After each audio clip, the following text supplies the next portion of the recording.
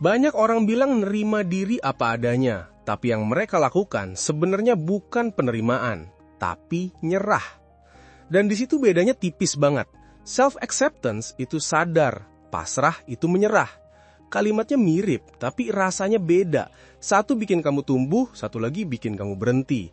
Dan jujur aja, banyak di antara kita yang salah paham soal ini.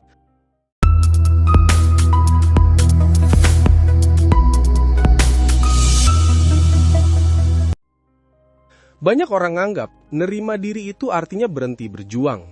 Padahal, self-acceptance bukan berarti kamu puas dengan semua kekuranganmu dan gak mau berubah.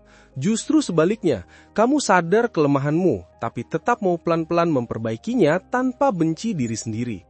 Kita ilustrasikan begini, bayangin kamu lagi lari maraton. Kamu sadar kamu gak secepat orang lain.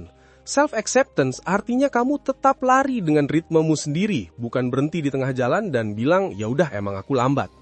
Pasrah itu berhenti. Acceptance itu lanjut, tapi sadar batasnya.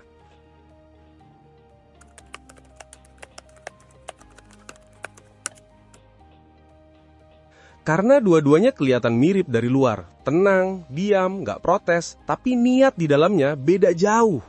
Orang yang pasrah itu capek. Dia berhenti karena kehilangan harapan. Sementara orang yang menerima, dia tenang karena sadar, bukan karena menyerah. Pasrah muncul dari putus asa, acceptance muncul dari kesadaran. Dan ini penting banget, karena hidup bukan tentang siapa yang paling cepat, tapi siapa yang paling tahu kapan harus istirahat dan kapan harus lanjut.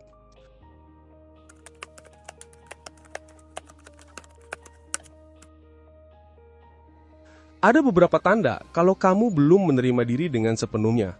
Pertama, kamu sering nyalahin diri sendiri atas hal kecil. Kayak gagal satu hal, langsung mikir, aku emang gak bisa apa-apa. Kedua, kamu sering bandingin hidupmu sama orang lain. Dia udah sukses, aku masih gini-gini aja. Ketiga, kamu gak bisa nikmatin proses karena fokusnya cuma di hasil. Keempat, kalau kamu masih ngerasa kayak gitu, berarti kamu belum menerima diri. Kamu masih lawan dirimu sendiri.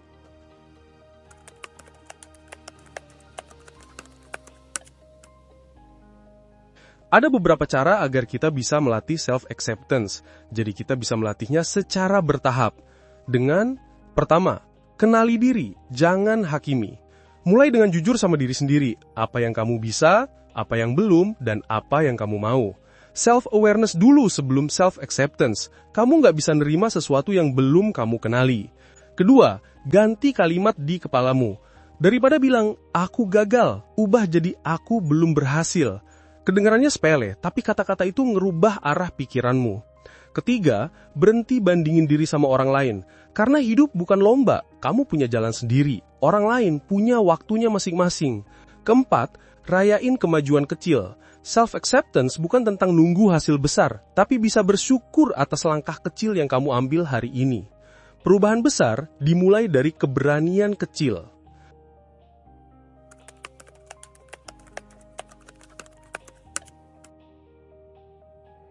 Kita hidup di dunia yang selalu nuntut lebih kaya, lebih cantik, lebih produktif, lebih valid. Jadi kalau kamu nggak hati-hati, kamu bakal kebawa arus, terus ngerasa gagal padahal kamu cuma manusia biasa. Kita ilustrasikan begini, ada dua orang, A dan B.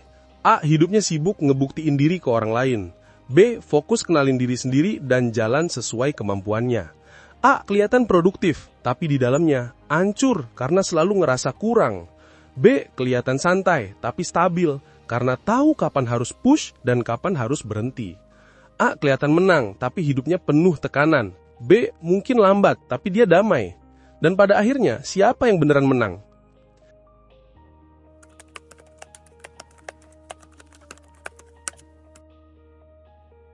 Banyak orang takut nerima diri karena dikira berarti nggak mau berubah.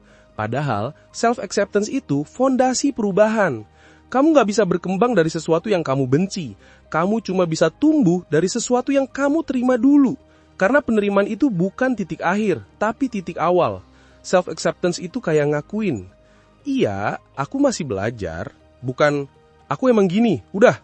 Itu bedanya orang yang dewasa sama yang nyerah.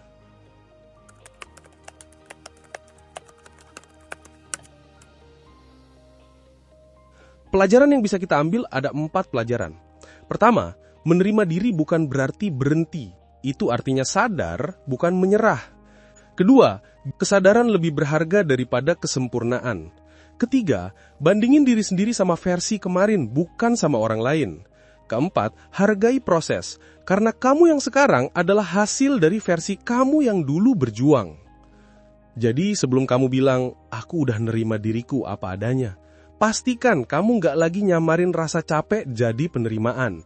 Karena nerima diri itu bukan pasrah, tapi berdamai.